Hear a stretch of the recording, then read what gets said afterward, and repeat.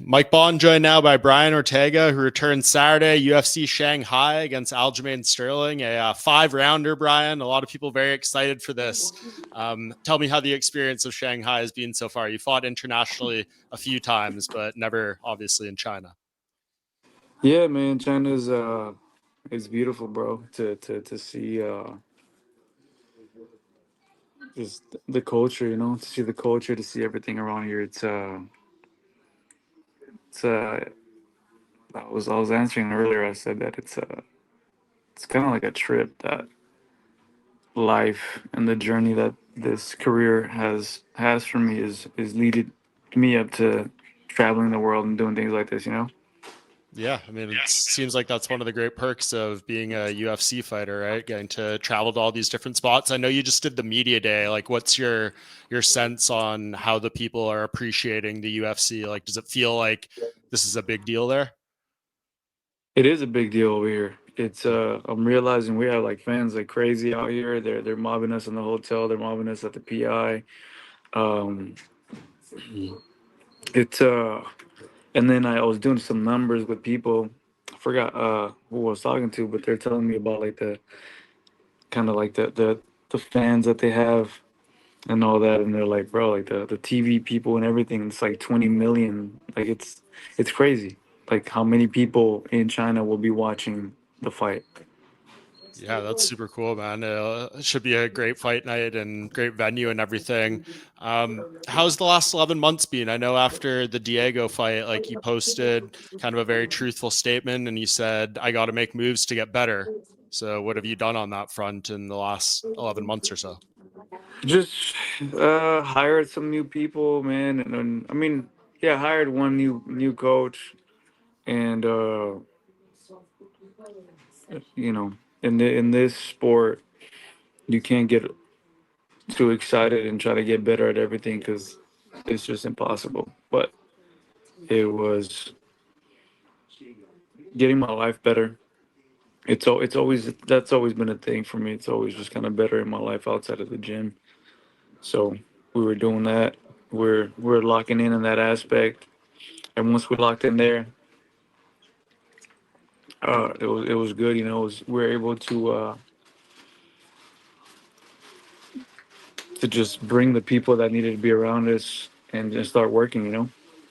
Yeah. What type of coach was that? Was that like a striking coach, grappling, strength, conditioning, mental? Yeah, you know what?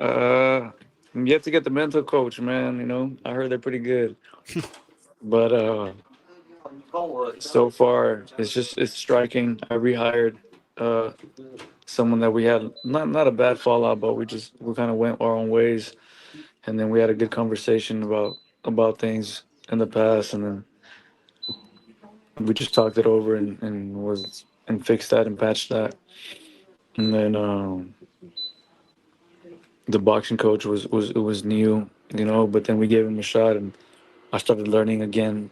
Um, yeah, I started learning things all over again. Striking has evolved, and then talking to the wrestling coach and who should we bring in as partners, and we just started bringing in just high level wrestlers, NCAA champs, and stuff like that, and I don't know, it just became a whole thing. Like in time, it just everything just started getting better.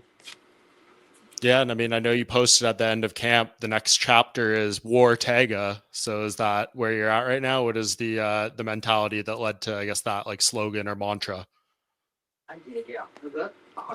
It's just time that I not care and just go to war. I do good when I just go to war. Yeah, Sometimes I try to care about the intricacies of the point scoring and this and that, and I kind of get too deep into that. And it's like, bro, let's just fight, man. Yeah, let's just fight. Let's go to war, and let's not do it in a dumb way. yeah. Is it kind of like that version of you that got all those third round finishes in a row, just like going in there looking for the kill, whether it's the first minute or the 14th minute, or in this Absolutely. case, I guess the 24th minute? Yeah, absolutely. Yeah, I love that, man. What do you make of this matchup with Aljo? I spoke to him yesterday, and he said that he doesn't think he'll fight anyone again for the rest of his career that he likes as a person as much as you. Was talking about how you guys have like cut weight together before and stuff. What's your mindset towards him? Is it kind of the same, or a few days out from the fight, can you not look at him that way? Yeah, I mean, I don't dislike the guy, man. We both think differently, in terms of, yeah, like, we've hung out together, we've been around each other. I typically don't like to fight people that I've shared any kind of bond with, right? It's at for me, it's just the way I grew up is more out of respect. But uh, you know, it was surprising when he called me out, and then I see the business side of what he's thinking. It makes sense. But yeah, there's I don't know, there's no love lost. Uh, we're doing what we got to do for our jobs. Yeah, I feel like a lot of people call you out of late. Like they get a big win at featherweight, someone calls your name. Are you feeling that and hearing that? Yeah. Why do you think that is? I have no idea, bro. I mean, I don't know. I think I have the name. I built a name for myself in the sport. I fought for the belt twice, and I think a lot of people understand that. A win over me is a big step up in this game. So I don't blame him for shooting the shot. Yeah, that's fair. And Aljo was the one to get it. Whose idea was 5 rounds for this one? His or yours? We just got the contract, man. It said 5 rounds, and uh,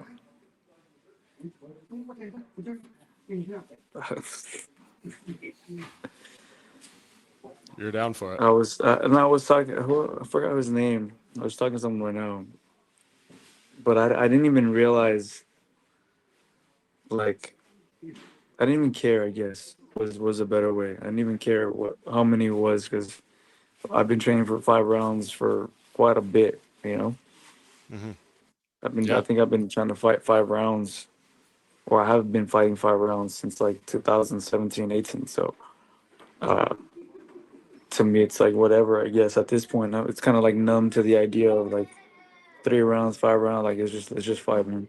yeah, it's your normal and gives you guys more time to work. What do you make of like? Do you go into this fight seeing the grappling matchup? A lot of people are excited about that, or given the fact you got that new boxing coach and things like that, do you want to show that off a little more? And do you see this being more of a stand up fight if it was your choice? If it was my choice, we'd bang it out. Yeah. Yeah, simple as that. I don't. You see me, man. I kind of rarely shoot in. Um, yeah, I'm not really the guy to shoot in. So yeah, if it was up to me, we bang it out on our feet and give the fans a hell of a fight. But something's telling me he's gonna shoot in. Yeah, and on the feet, he does have a lot of those awkward kicks and stuff like that. Do you feel like that's a range that might be tricky to get through, or are you pretty confident that you guys work that out in camp? Um, I mean, he's good at keeping his distance and his range with those kicks. But yeah, it's something that we've trained for. It's something that we're not. Yeah, man, we watch the fights. We study film, so it's not a.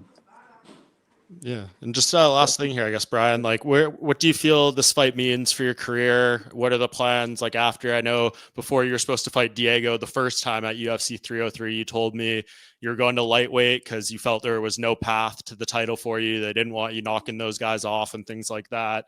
Obviously, you still did the fight with Diego, but things have changed at featherweight. Ilya's gone, Max is gone, Volk has the belt again. You're still ranked in the top 5. Where do you feel you're at with the win here? What do you mean? Where I'm at with the win here? It's just I don't know, man. I'm just for me where I'm at is more just fighting, man. That's kind of where I'm at. I don't know if it. Yeah, for me it's just fighting, going to war, and and just loving what I do. Yeah, that's totally fair. Do you want to stay at 45 after this though, or would you entertain something else? Do you feel like there's a better path for you now than there was maybe a year and a half ago when we spoke?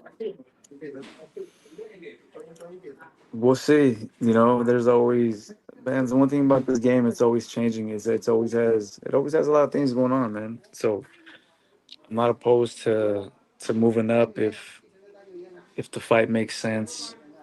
Uh, yeah, I'm not opposed to it at all. Okay. We saw that incredible knockout by Lerone Murphy against Aaron Pico. It seems like he'll be fighting Volk next. How do you think that one goes?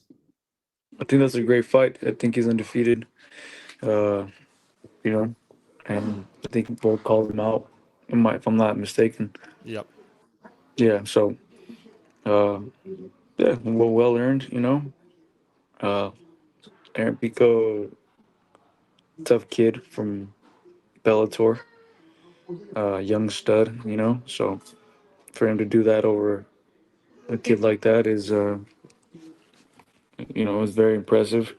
Especially it being one like what like the eighth or his was first. So yeah, or the last. It was like the eighth spinning back elbow knockout ever. Yeah. 10th. Yeah, it was the Or ninth and 10th, 10th back sorry. to back. Yeah. Okay, ninth and 10th, sorry. Yeah. So I think that was what a way to get the title shot, you know? What a way to go out there and make some history, add up some tallies on that history on the history board, you know?